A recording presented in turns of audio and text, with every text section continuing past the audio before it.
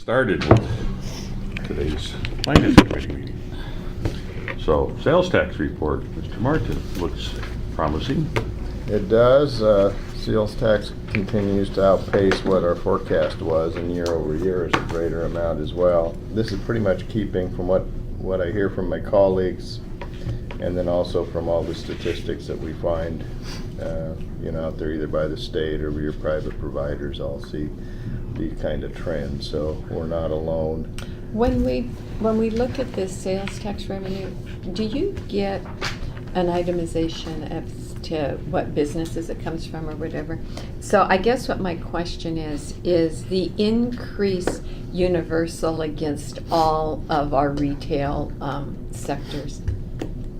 I'd have to go back and take and Yeah. will, if you'd like, go back. No, and take I'm a just real curious, hard look at that. are the hardware stores or is everybody doing good is the question. I think the short answer is yes. Yeah. 25, about your 25, about the top 25 of your businesses are collecting 80% of your sales tax. Right. It's in the 70% range, I'm 70. sure. I haven't looked at that in the last year, but that was a trend that you look at. So your top people that you know of are your main economic engines, and then it Let's see if I can slides guess. down from Cars, Lowe's, Walmart, and pot sales. there. Pretty much. Fred Meyer. Fred Meyer's in there too. Right. Well, I Fred figured they Meyer. would be below pot sales. Oh, yeah, they Right. could be. Then when you get down to your multiple stores, say drug stores, where you have box stores that are very similar, then that's where it starts to kind of break down. So you Yeah. got your big boxes, as we know, auto Right. sales. Then when you break down through the big box stores, then you get into the diverse box stores, and it starts to slip down there individually anyway. But as a sector, they remain This- high. But yeah. as individual stores, they share, if you will. So that's your Rite Aid, your Walgreens. Walgreens. Right, that type of trend you see when you start to diversify it out into smaller, but like I say, the category's higher, but the individual business may not be. So things are pretty strong all across the board on all different funds. I don't have anything to report. I've talked to my colleagues who all say they're all off on their projections because it's all better. Yeah. Everybody's kind of trying to scramble around and see what the trends are and stuff, but we see that everywhere. Our turn-offs and that type of thing on water bills are lessened. So all of those factors come into play as far as, finance goes. Closings on Continues properties. to be strong too, it looks like. Yeah, closing on properties and that type of thing continue to perk right along. So we're busy down there in those regards, but that's a good thing. I just heard on the radio this morning on the way down here that the hot market apparently has trickled over to Bremerton, and the folks on the east side of the pond have noted it. Mm-hmm. They had a special on the growth in Bremerton. Okay. And then that housing development in CK2 towards the base. They just started selling the first few houses, and it's pretty brisk. Interest rates are Still continue to be low. low, so that's a good thing. So all positive Okay. for us. So is that your treasurer report as well, or? Well, Beck did ask last time to actually get into the treasurer's report a little bit more on, and so this is just a printout as it is now in the Springbrook. And now Springbrook will allow us to reformat and that type of thing. So what I'd like to do is, the traditional treasury report that's always gone to council each month, is a little bit chaotic in my mind. And it's a little bit hard to read. This is the same information displayed in a slightly different way. So I'd like to run and just move the model to a reformatted Springbrook report that has the same ending balances. So you'd start out with a beginning balance, your debits and your credits. Now on this report, it's a little bit hard to understand because I'll just say on your debits and your credits, the debits in this case is the increase and the credit is a decrease to the account. That's set up in Springbrook that way because it's the way it's posting to the general ledger. So when I reformat it, the reformatting piece will allow that to be, whatever we decide to call it. So anyway, that's how you read this. But this is the different funds that we talked about, and you can just run off and see the ending fund balances there for each of these various accounts. What you need to be mindful of course, is this isn't a budget report, this is a cash report. Right. Cash and budget are different, but it gives you a pretty good idea of where you're at. And then again, on the other pieces, it was a little bit on the capital funds that we have. We're transferring money into the capital funds for the project, so that's coming from other funds. So you really want to look at your general fund, like your street fund is then funding the capital construction fund, and we're running putting our portion in there and then running the grants through there. I know when I looked at this, I really appreciated it. It, kind of let us know where money is. Yeah, and it does break it out into various accounts as well in this case. So anyway, if it's all right, I'll move towards reformatting this so it's just a push of the button, and rather than the way we put it together now is about gathering up information and putting it on a sheet. So. Although that wouldn't give us our sales tax. Oh, I'm not talking. Excuse me. I'm talking about the one that goes to the council packet that you get each month. Okay, so this That stays. That This is okay. all Right. I thought you were replacing this with this, and I'm going. This is apples and oranges. Right. No, they're not the same. Correct. So anyway, if that's okay, I'll move towards that, and I'll show you a copy and point it out when we do make that move. And maybe I'll see about it. Maybe I'll show you the difference between the old. I'll take a previous copy and this copy and say, here's where the information's the same. Good report. So you can see that our total funds around here is about $20 million. Well, it is $20 million. Wow. So, and then the next report was another inquiry by the committee, and that was to ask about the impact fee fund. That's on this sheet is all rolled up into one fund under our city code. It says you're going to have a impact fee fund, and then there's the different accounts within it. And this is a breakdown then of the different amounts that are within that impact fee fund. So it's broken down by the various parts of what we've got put aside. So the top fund is the McCormick Woods Transportation Impact, Right, and the bottom line is the other transportation impact? right, the new, The new one that we. right, the transportation impact fee, and then the other one's the piece that's tied to the SEPA, right. The parks amount, you can see there. Well, wait a minute, you I'm lost me sorry. now. It's tied to SEPA. That's, Well, that was the original agreement. Okay, Was, all right. That document was written under a SEPA statute Okay. back in the 90s. that's the one we inherited with. Right. And a large part of the McCormick Woods one was moved from the county after annexation, right? Yeah. So we're retaining that prior. Right, pieces of that, right. Plus, we continue to collect. Correct. And that's the one that we pay 35% of a year's collection back for the project's already completed. Got it. So we don't keep 100% of that, and we will make that payment here in August. We generally pay that, and that goes back to Jim 1. When that project was recently sold, we had the attorney go back and look at the documentation, and it did carry over, and the previous owners retained the right to collect that and be reimbursed for that under their agreement. And that's primarily that connector road off the backside of McCormick Woods that goes to Glenwood. They constructed for the city's benefit. How long will that continue? Do you have any idea? A long time. Yeah. Because they could add well, I ran those numbers, and to pay that off, it's years and years. At 35% of Right. whatever we collect that year. Right, it's a long time. It's Yeah.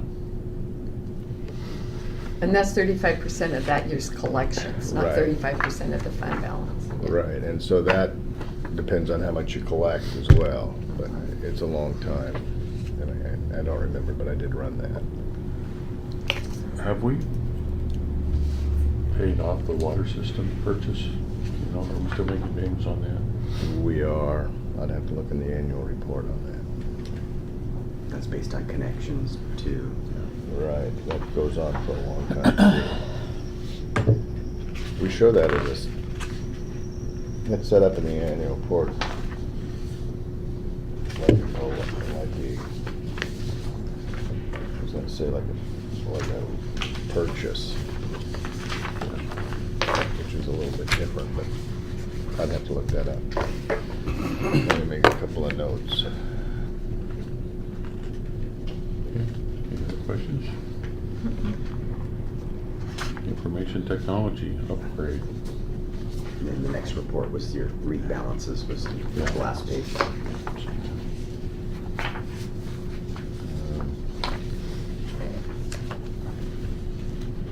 That goes back to our original. Right, okay, gotcha. The, yeah, that was the other thing, and Rob, I think, had mentioned to council at one point in this room that we consider the REIT fund balance to be around $935,000 at the end of the year. So, but our cash balance is this today because we're just getting into the construction phase of paying these different folks that have done the work and close out these, paying the large payments out of this. So that's the. That one particular hasn't been paid Paid yet. yet. We've done, the work's done, but it hadn't been paid yet. Right. So, the next question is up for bid. Information IT, technology. IT. This one is kind of Alan Martin talking off the top of the cup, because this is an ongoing deal. Mhm. There's 7 different pieces to the infrastructure upgrade. And the first piece, of course, was the wireless network upgrade. That came in under budget, on budget, everything's fine with that. The one thing that we're still working through is the connection between Wave Cable and the city. So all the equipment's up, it all operates, we've got a strong signal, but I can't explain it because I don't completely understand it. There's a dynamic, what they call a dynamic connection and a static connection. And they can't get it to go to one or the other that the technicians from Sitel are asking for. So the day that we hooked this up, which was a week ago, we had Wave Cable here. They had a technician who was a very nice individual, but lacked some of the skills to really deal with the Sitel people. Tried to talk it through on the cell phone and then ran out of time and said, I can't, after a couple, 2.5 hours, I can't do this. Subsequently called the help desk at Wave Cable. There's some confusion on that end on what the city's asking for with our staff person. So kind of a timeout on that. So I've gone back to Sitel just as recently as yesterday afternoon and said, what we really need to do is have a conference call with Wave Cable with a technician from Sitel that really can explain to people what it is we're trying to accomplish here. And they said, absolutely. So anyway, catching that person, because they're scheduled out, of course, is where we're at right now, is to schedule with Sitel and Wave Cable to make that help desk call and try to find out exactly what we need to do. It's functional, but it's just, we're not getting the performance that we want out of it. Probably needing a static IP address, not dynamic. Dynamic changes all the time, and they probably just want one dedicated, and that takes them a trigger about it. Yeah, so we have, and we've got this system, we've got the public Wi-Fi system that you saw, and then we've got the one that is the city council, the CC link, city council or council chamber, which would be just used for the council chamber itself as elected officials, and then also for your staff people here in the city. That isn't going to change or anything. That doesn't have the pop-up or anything that says you're getting into something and you're not going to use it nefariously. But the public one will have that, where you have to come in and that login is going to roll from time to time, which is Sitel's recommendation, so that you don't get somebody using it or getting in here. Right. So anyway, that's where we're at on that first part. Then the second part was to start to move to whatever software package we're gonna use in what was really the, what they called the Exchange migration. And Microsoft has a government program that's the Microsoft 365. That's a subscription service. That's what Sitel says people should move to in government. It has the security features required by the law enforcement. It does meet the standards of the State Patrol, although the State Patrol won't give you a certificate for that. The certificate comes from Microsoft that says we did meet their standards in this 250-page document when we wade through it. So anyway, that's where we're at on that. It was where we went out and we got a quote. They gave us a rounded quote for 100 users. We went back and said, no, we've got about 54 static, desktops, and then we've got a number of employees that use computers, they're kind of a hot seat type of thing, like in the police department. That's billed different under their scenario, so we've come back and said, this is how many actual licenses we want, and so give us a real quote. Because we didn't have that, and that's where the city is working with to get those quotes. We weren't ready to move to Sitel's second part because they can't do that till we've really said, here's where we're gonna go. Now, Jeff Marti's good with it going to the 365. The mayor's supportive of moving to the 365. We just gotta make sure what's this gonna cost us, and when we jump and go to that. Well, I don't know if it's the same for government, but we use 365 and it's great. And we can choose much, different levels for different staff people, right? Some staff, all they need is an email, and that's charged out at $3 a month or something. And some people need more of the full suite. You should get into all their different, operating programs. So, The guys Might in get public into workshops that. probably don't need a PowerPoint to be able to do a PowerPoint. Exactly, and SharePoint licenses and all that sort of stuff. So, Right. I might just ask to see. 'Cause there's probably different levels. And that's really what our heavy lifting right now is exactly that, because of the different programs on different people. Mhm. So I'll just segue into the fact that we had made an offer to an employee to join us as our help desk person. That person declined and stepped back from that and said they just didn't feel that they were the right person for the job. So we've gone out to re-ask for that to see exactly, because we really didn't have a second candidate out of that group. That said, we had hoped to have that new help specialist come in and work with Sitel to set up the new machines that we purchased. Well, we're out of sync on that. So just yesterday I talked to Sitel as well, because they were in the building mapping some of this. And I said, we really need to sit down and get a plan where they take the cookie cutter program that's gonna run all these, and then either, figure out how we're gonna roll out these machines based on the fact that we didn't get our IT person.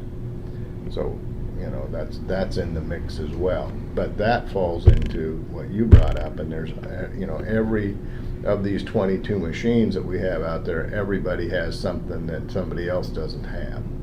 So we can get the machines up and running, but we're still gonna have to go back and customize, what's special for whoever it is that's up for a new, desktop.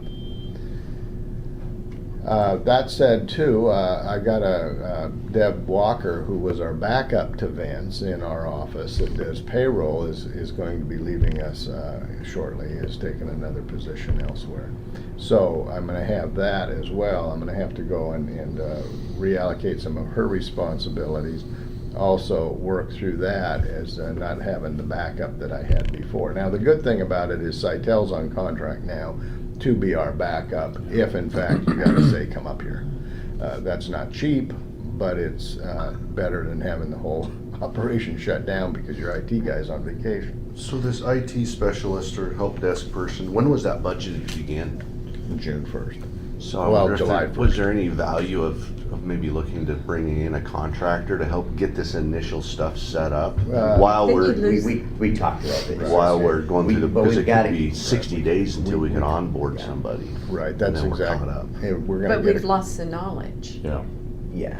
Well, That's a downside. not necessarily. I mean, if that person does a good job with setting up the computers, making records of it? Because there's kind of, behind the scenes, there's a master file it knows. It's basically 365 ties it to a user of what all their, because it's really easy to upgrade somebody or add a Okay. piece. And as long as that was there, then someone with the experience can come in and begin a maintenance role. But just, this could be viewed as just kind of a startup transition phase one time, get it going. And That then was, it that was doesn't the slow us conversation we were down. having yesterday, but even if we did do that today, we weren't quite ready because we have some unanswered questions with Microsoft 365 and the creation of that template for those PCs.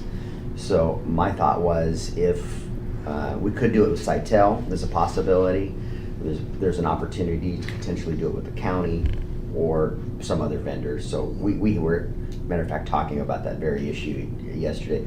We'd much rather have our own person doing it and helping fix it, the myriad of problems that we know we have with existing workstations. But we don't have that person on staff yet, and we're still working through that. But there is probably a possibility that we're most likely going to contract to get, because we want to get those 22 PCs out of the boxes. They're not Right. doing any good sitting in a store in the downstairs. Getting outdated.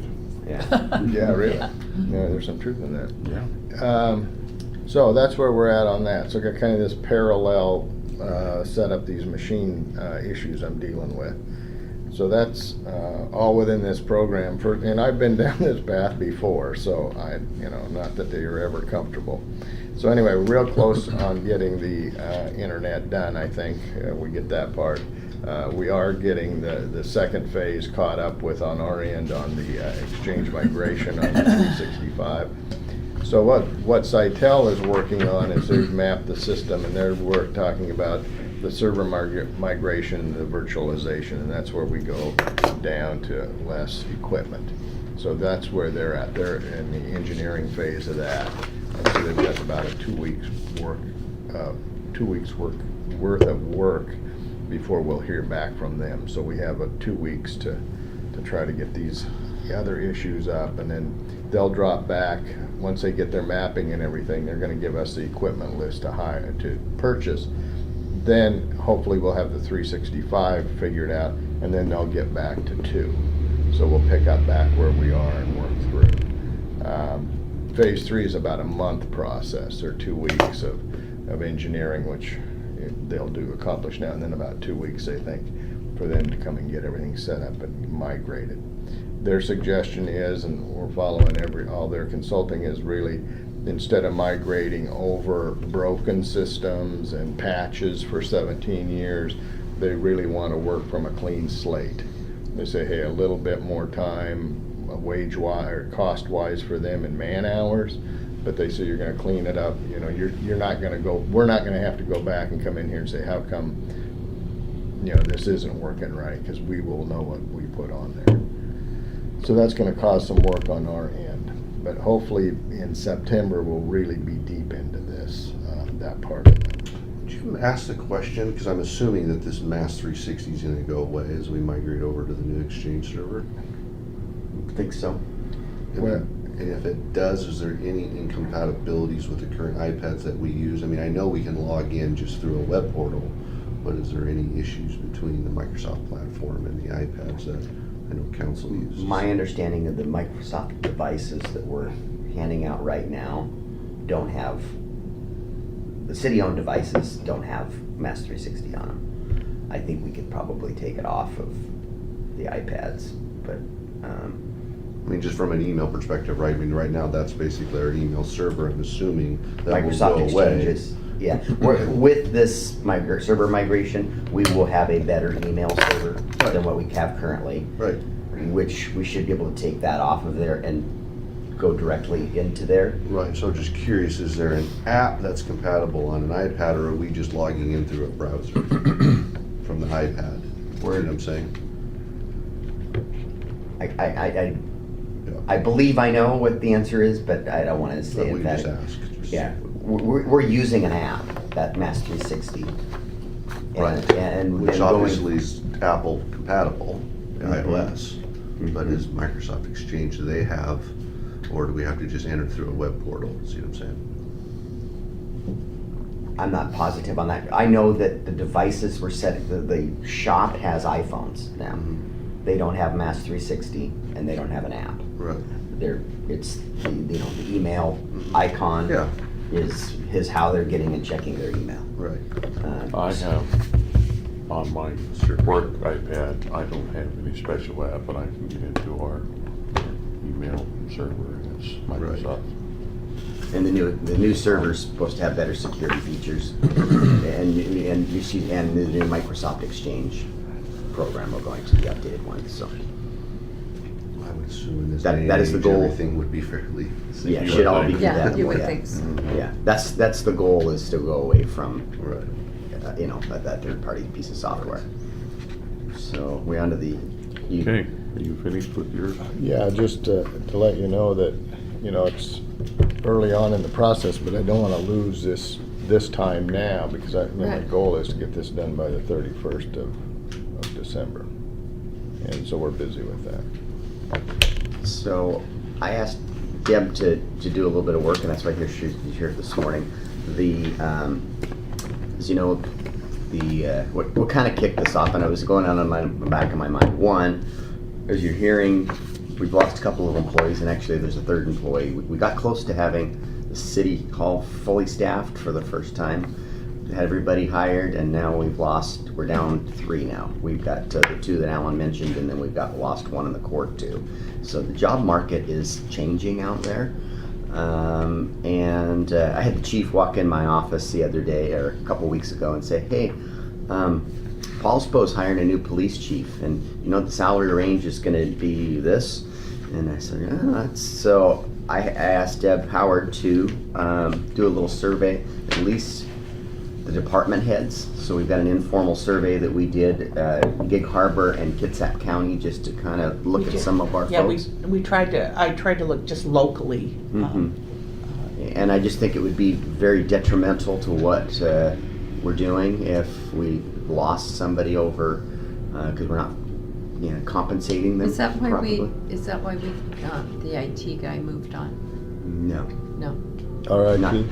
the one we hired, Didn't that go we in were hired. looking for. Oh, he just didn't feel that he was right place in his life to do it. Okay. There wasn't any. Right. The court was, and I believe the finance person is leaving for a Where's better Deb job. going? I don't know. She just gave her notice yesterday.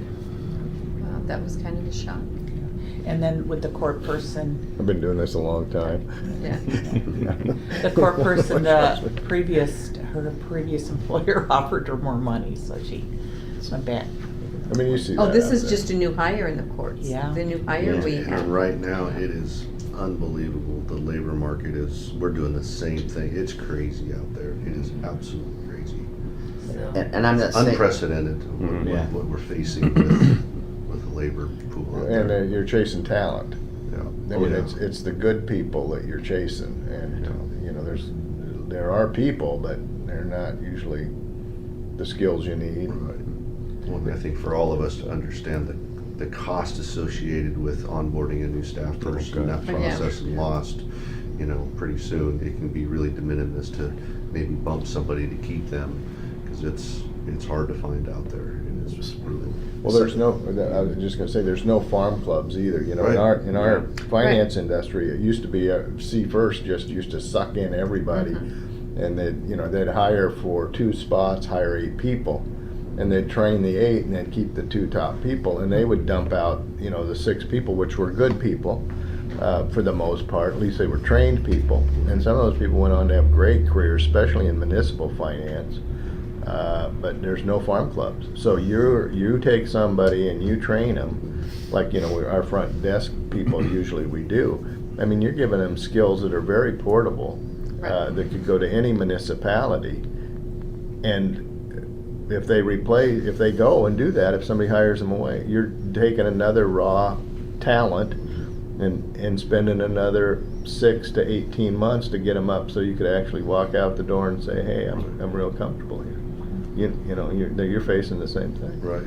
No farm clubs. What I want to be, I know that if we lost, and this is director driven here, if I lost one of my directors, we'd be doing this exercise to determine what, before we post a job, and determining, my gosh, we're not paying this position enough, so let's head that off ahead of time so that we're not potentially losing our good talent and this should be part of, I think, our biennial budget process. This isn't anything we need to do today, it's just information. The numbers we're looking at do not include any benefits. Correct. Right, that's right. This is salaries. So if you look, so let's just start, all I really wanted to do is a whole review here. If you look at our clerk, her salary range to the average, I think she's fairly well compensated. If you look at the treasurer's position, I believe the top end of the salary range, bottom end's probably right, but I think we need to add something to the top end of the salary range would be my recommendation. If you look at our planning director, I think the entire salary range is low, and he's at the bottom end of the averages out there. That's probably something we need to correct. And I'm not thinking that we need to do massive increases, but if we do something to the salary range so there's room for growth, and if these people are at the bottom or below average, I think we need to at least bring them up closer to the average. Our court administrator, it looks like is fairly well compensated in comparison to her peers. And you get to once again our engineer, and once again the top end of the salary range is probably quite a bit low in comparison to the peers. The chief is a unique situation. He is a contract employee, so he doesn't have a salary range, and he just has an annual contract. Is that correct? Yes. So every year he has a new contract. It was 2 years. And the driver for our chief is, the next page is our commander, and he came up through the ranks and has longevity and a number of things that drive his salary well beyond his salary range. And I just signed a document yesterday for he gets a 0.25% annually for his longevity, so that number in September will go up by another 0.25 for longevity, which then bumps the chief 0.25, because there's our policy says, or the chief's contract, I believe it is, that he'll make 5% more than the commander. So that's what's driving the chief's salary, is what the commander is, and 5% over. But I think the chief, in comparison to his peers, might be a little low too. He's at the bottom end of the averages. So I just wanted to take that with you, look at it in detail, and just want to plant a seed for the budget process that's coming towards us. So this is an HR question. This isn't a treasure question. It's an HR question. So you'll change. So HR would change the range. There'd be some changing of these range process, and then if you extended it, increased anybody, that's a different process altogether. I mean, it's really two-step. Do I hear there's two-step process? I think so. You're talking range, and then you're going to go back and look at individual performance, for example, or averages. That's a different part, right? Okay. My question is, when we give the cost of living raise, that I think is contractual usually, that's to the individual employee's paychecks. It's not to the range. Correct. That's right. Okay, so when we do a cost of living every year, do we use that same percentage to our ranges and increase it? That's probably the step we're missing, is these need to be, Indexed. the range needs to be indexed to each year. Maybe, or we No. need to go through a process like we're doing We from do time to apply time. the And 2% To the range? Yeah, we do. we'll do Oh, it. you do? We do. Oh, so Okay. you're adjusting these We ranges? do adjust the ranges. So Okay. you're bringing up the bottom and the top? Yeah, it all, But that'd cause a different spread, because you're adding 2% to the lower number and 2% to the higher number, so you're. Yeah, stretch it Right. out even yeah, further. but that's how it's, Okay. that's how Okay, I know I'm- it's I been didn't- applied. I didn't think we. But then it would be in the individual, which, depending on how many years and Longevity. get longevity and Right. everything. Jumps But them. no, it is applied to this. Oh, I didn't. Okay, because we don't want this to be constant. Right, and it is. Okay. That's why Deb's here this morning, to keep us straight. Yeah. Apparently. But you would have to apply that 2% to both sides of the equation Yeah. for it to work. Goes up on Well, all it the does, steps, yeah. true, but even But, though yeah, it's The still. spread gets bigger, but there's no other way to do it. Right. Right. I mean, honestly, if there, in these two steps too, we could have Deb working on these ranges that we identify. That isn't gonna affect salaries right now. And then have her bring something back if there's ranges we want to identify and take a look at. And then part of the budget process, we take care of the employee-driven monetary piece of it, you know, as we balance the ledger in the budget process. Is that an acceptable way to look at this? One of the, I don't mean, you, go ahead, John. No, please. The other question I have is we're looking at directors here. Mm-hmm. And so I can appreciate that because I know the importance that they are to the city. But there are probably some key people within each department that also, I'm thinking in your finance department, it would be difficult if you lost certain people in our, you know, you've lost one, now are you, you know, if you were to lose another one or two. So is there anything with them that we need to do? I guess I'm gonna reach back, that's a good point, and I'm gonna rely on my directors to tell me who their key people are and who we need to be looking at, and then we can do similar processes for those positions and make sure we're compensating those folks. Off the top of my head, I can name a handful of employees that would be very, because of the jobs that they're doing and the performance that they're providing.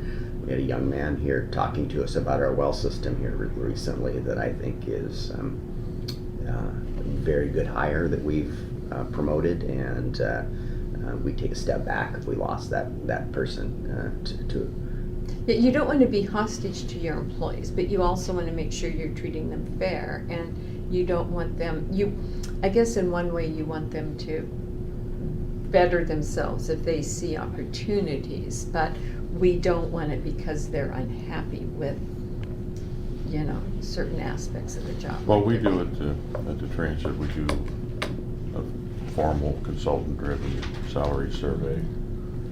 And then we peg certain positions within the entire non-rep organization. So you might have one here, one there, and one there. And then in between the time we bring a consultant in, we do our own internal kind of a survey for those positions. And we say those positions drive the rest of the salary schedule.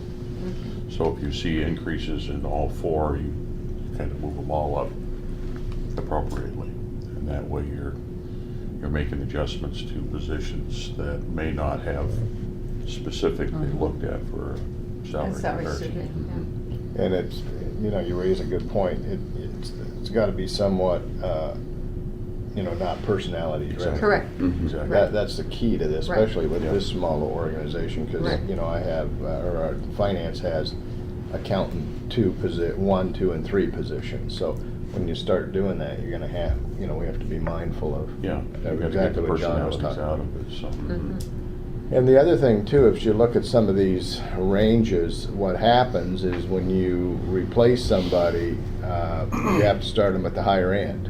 And then, Right. you know, it's not unusual that, you know, a treasurer's worth about 100, in this game is about 120, right? And so anybody that's out there that's, you know, making the 92 or whatever, that wants to move up to that position, expects that they're gonna go not to 96, Right. and do the job, or 102 and do the job. They're looking to go to as close as they can get to the 120. And that's a challenge that we have with the market today, because to get good people, you have to pay above the starting. That's right. You're just not gonna You're move not them. gonna get them if you And don't. that's why that range has to fit into what the labor market's range is, Right. not what we Right. think it is. Yeah, exactly. Or what we want it to be. From what I know, from a treasurer's point of view, all of your people that you'd replace here would have to be replaced at the highest end of these ranges. Mhm. That's really where the city is today. If you go out there and see what's out there, and you know, it's, if anybody has a trailing spouse, you know, it's real hard to move anybody. Beck and I have talked about this, and so you're really looking for somebody that's local talent. What's the chances of that? And then hopefully you get some positions filled that way. And then the other is you're looking at commute, or you're looking at somebody that wants to relocate that says, hey, I want to stay with you for a number of years and I'm going to come here. And you need to have, you know, the right salary range to get that. Yeah. Do we have any, I mean, not, obviously not on these sheets, but any manager levels that are going to have to make any adjustments because the new FLSA issues coming at us December 1st?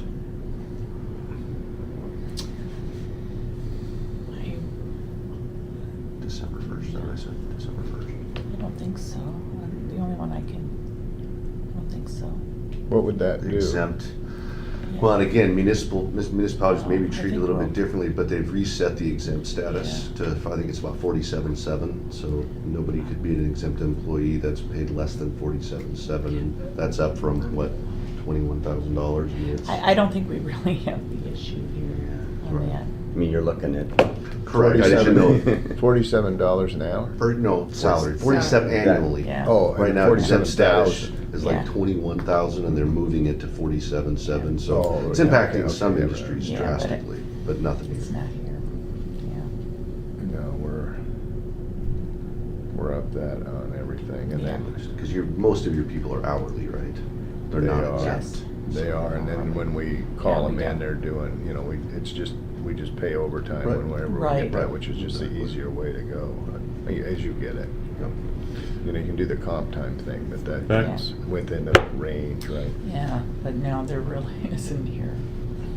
Back to your comment, you know, sitting here thinking about it, that I would think that it would be better for us to try to make adjustments to the salary schedule as soon as we can in preparation for the budget. And then as Yeah. far as the budget, we then look at moving people.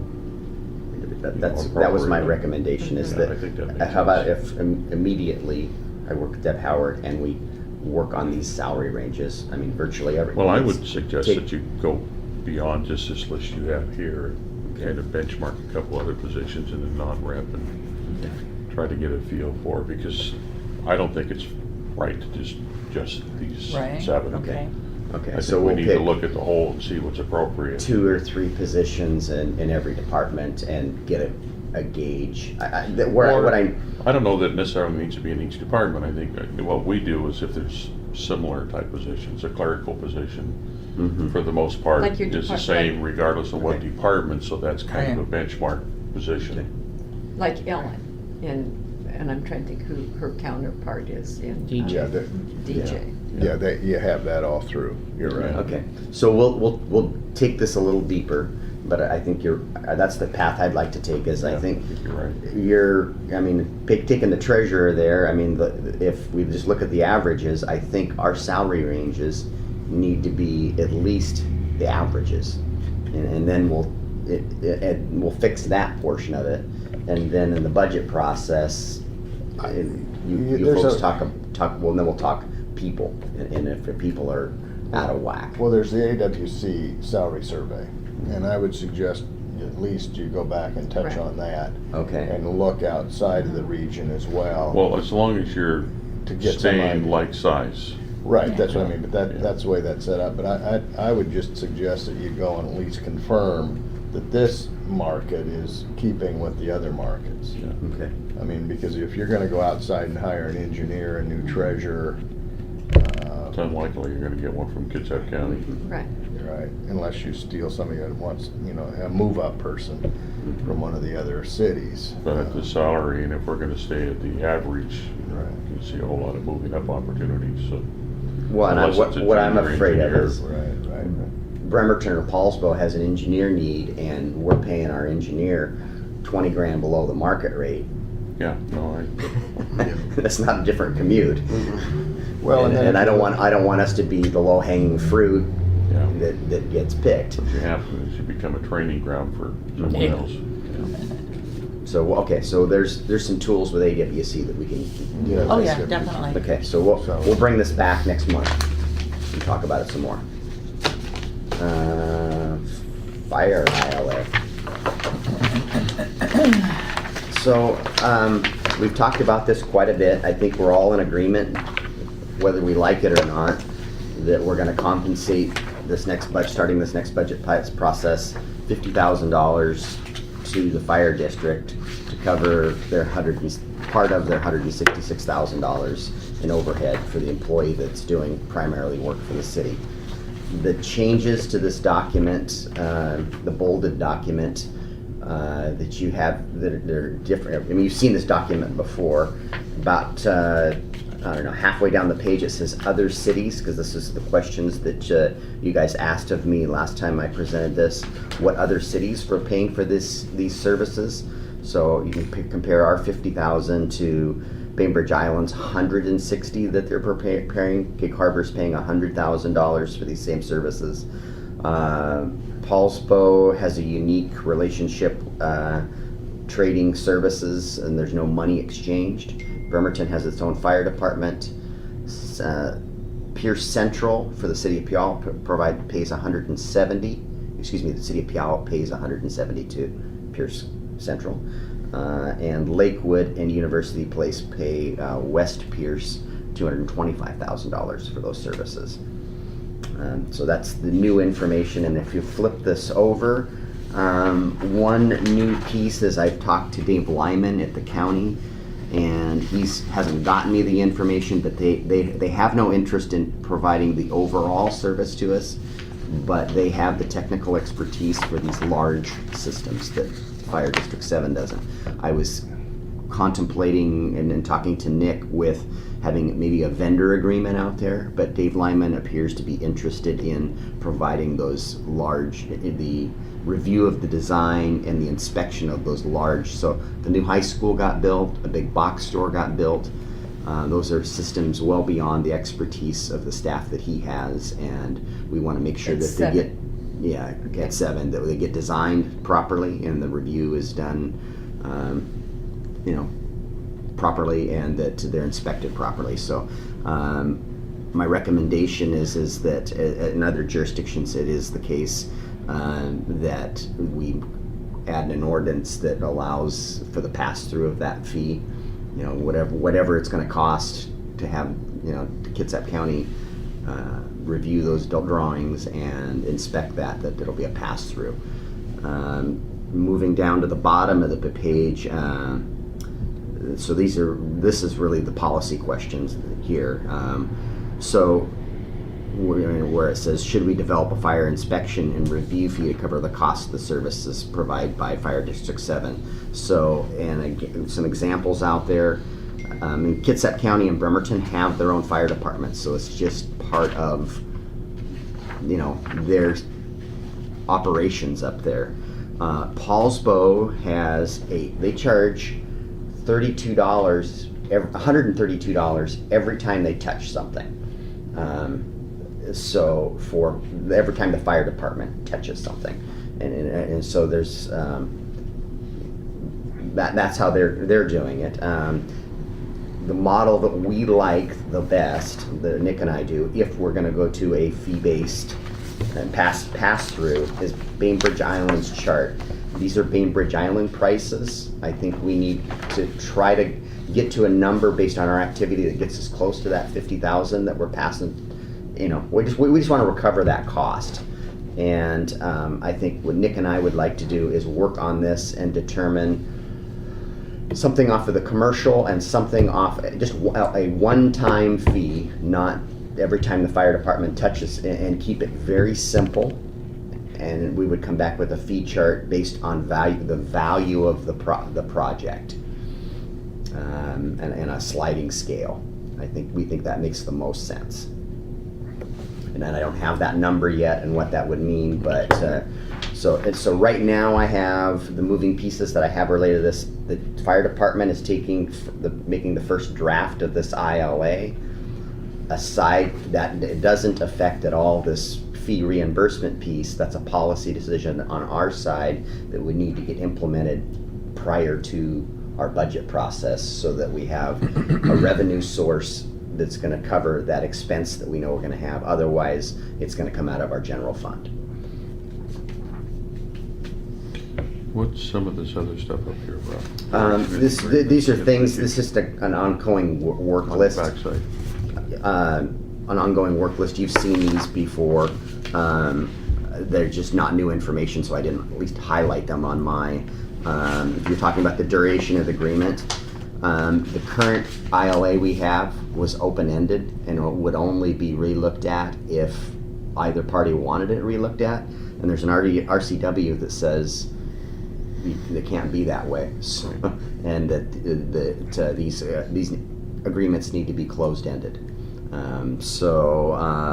One of the things that we identified, the other agreement doesn't have any indemnification to the city, and we want indemnification, and the chief knows. So this is a working document between the chief and I that I brought, that I'm just cherry picking the information that I thought was relevant. There's language about Station 31 reverting back to the city in the current ILA if they ever not use it as a fire station. The first draft I got didn't have that in there, and I thought it's kind of important. We built that, and it was a city asset, and they took over our fire operations, and they got the fire station, and I think we want it back. And the tax levy. And the tax levy. And then I wanted some language in there about certifications for the person that they're hiring for. I took Make sure that they're qualified. Yeah, I took a retired fire chief out for a cup of coffee, and he might have helped me with some of these things because I couldn't tell you what NICET means, but it's a certification. Okay. So on these, while I like that a fee schedule, just at first glance, that these fees are gonna generate way more than $50,000. I opened with, these are Bainbridge Island prices. I do not believe that we should be charging anybody that wants to put a $25,000 addition on their garage that should have to pay a $100 fire review fee. We need to generate right around $50, 50,000. Or any cost that the city has. Right. Yeah. Right, I mean, look It's at what our just real not costs are $50,000. and then apply them to a schedule like this. Right. We know our real cost is $50,000, and we know what our Plus activity. any administration for the city. Yeah. Because if we looked at just building valuations, commercial building valuations, I mean, we would only But need. we're not gonna charge a fee on it. This is only driven by new construction. It's permit activity. Oh, We're this not- isn't. We're not gonna charge it you come in for a building permit, this requires the fire department to review your plans and be part of the inspection process at the end. This is Okay, not the only, annual inspection. this had nothing to do Got with, this is, Got it. you are gonna change your structure or build a new structure, and it requires a review by the fire department. Got it. So, and I think these prices are high. On the existing properties, they just send a red truck when you have a problem. That's true. Who I your hope we church can company. avoid the red trucks. That is bad. That's right, that's not even. It's a big red truck. Right. Maybe more than one. They call them BRTs. Okay, anything else? We scheduled the next one?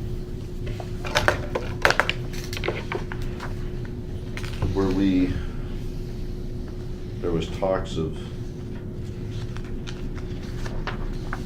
perhaps Not doing having one in in August? But I'm good either way. My question on that, and I'm good either way too, but my question on that would be, do we need one before the budget process starts? I mean, would that be helpful to the treasurer? Well, I think we should have one, actually. Okay. I mean, I don't want it to slip away. Because you're gonna get so busy in September, Right. October. I mean, it's just gonna be, as you know. Stay with the fourth Tuesday? What's the date of that? 23rd?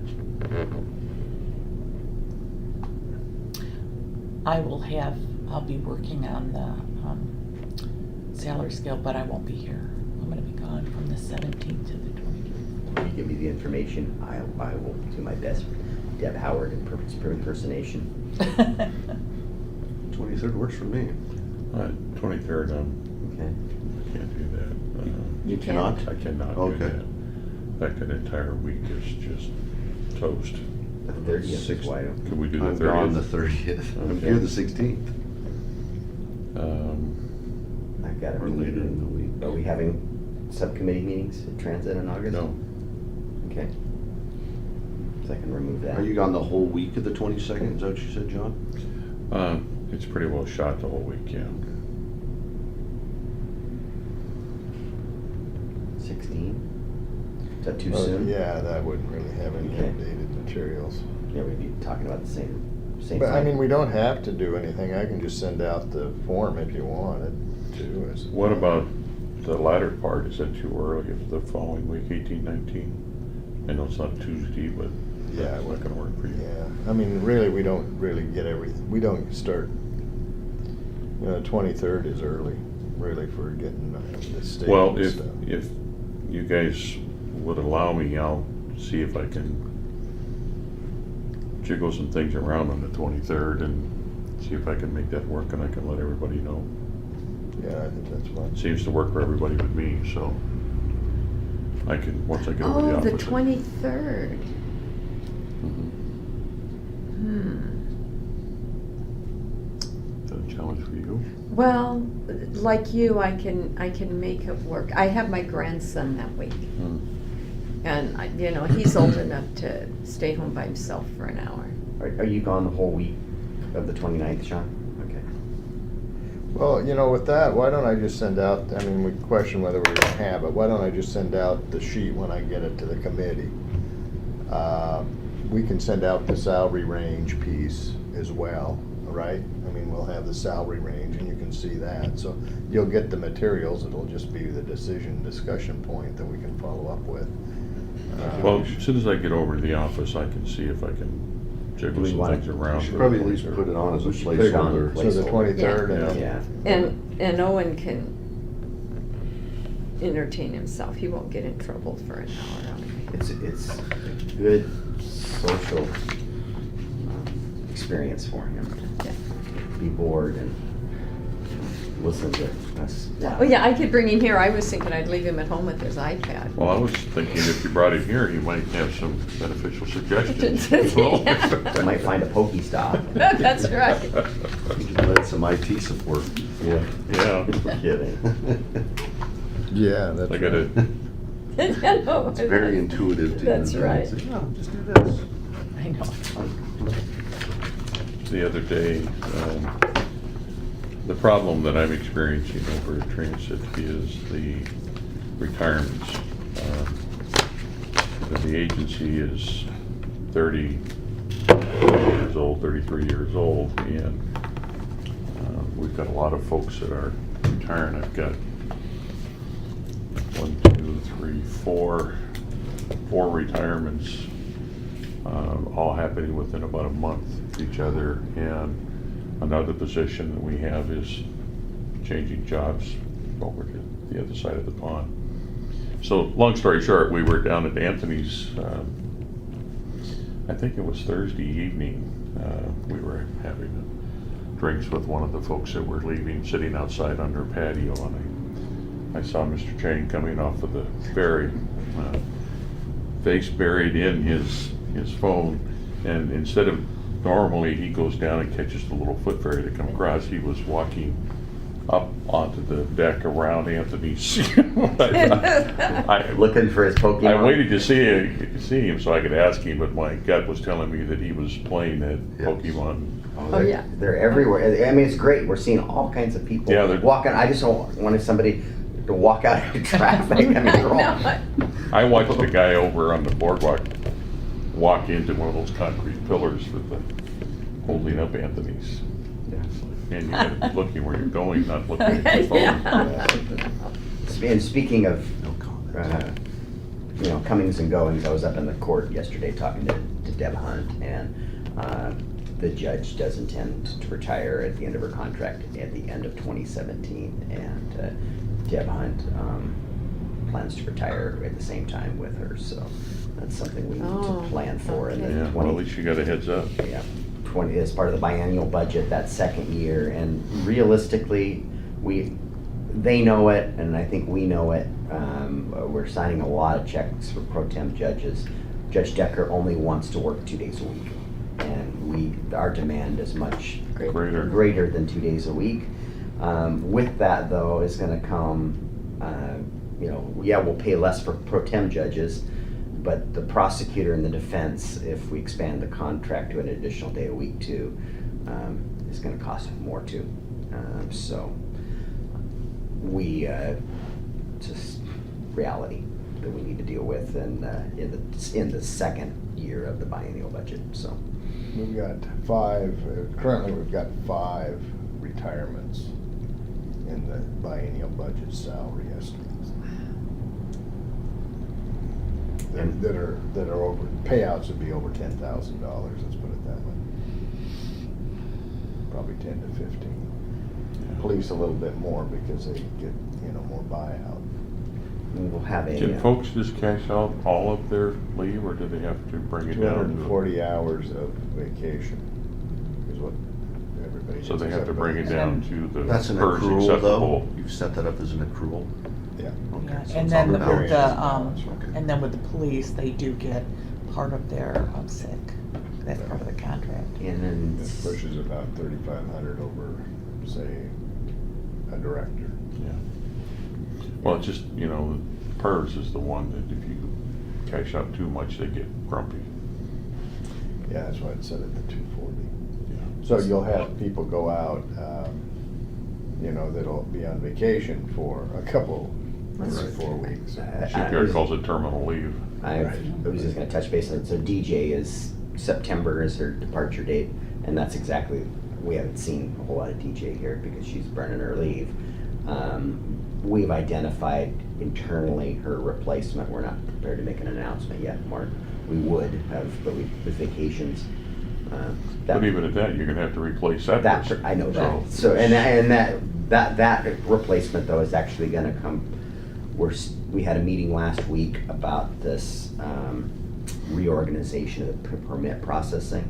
So we're gonna promote DJ, but then we've got somebody into DJ's position, but then we've got a reorganization plan that we're working for. So we'll be posting a different job than that, and more to come on that. But the first step is, before we take that person's job away, we've got to promote this person, and they know it's coming, but we're just not ready to announce that yet.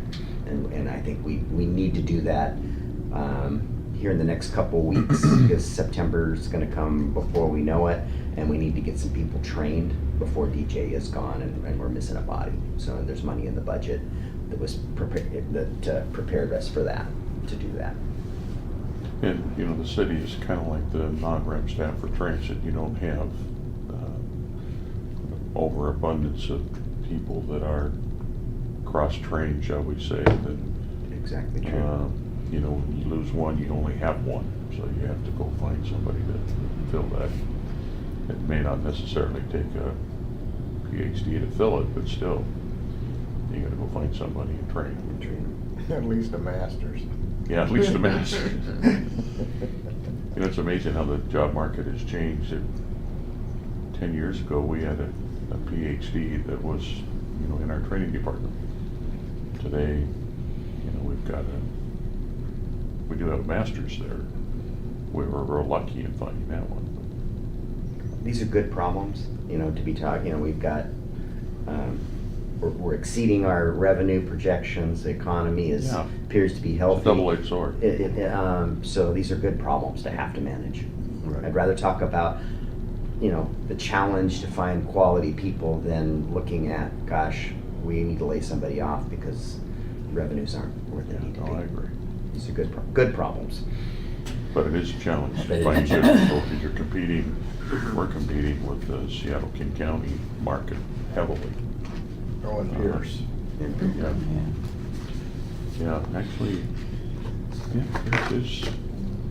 we're getting more competing with the Seattle market, but Pierce is part of that. And then the problem we have with our drivers is that because of our labor agreements and the way you have to work, it takes you 3 years before you get to a full-time position when you start driving. And when you first start your driving, you may drive 3 hours in the morning at Paulsbo and 2 hours in Port Orchard in the afternoon, and it's terrible work. So we're getting people that this is their second and third career, so we're hiring people that are gonna be retiring before, Mhm. you know, in some cases before they can get up to a full-time position. Wow. Anything for the good of the order? We're adjourned. 20 minutes early. Thank you. Don't forget, and I think, I don't know if there's been any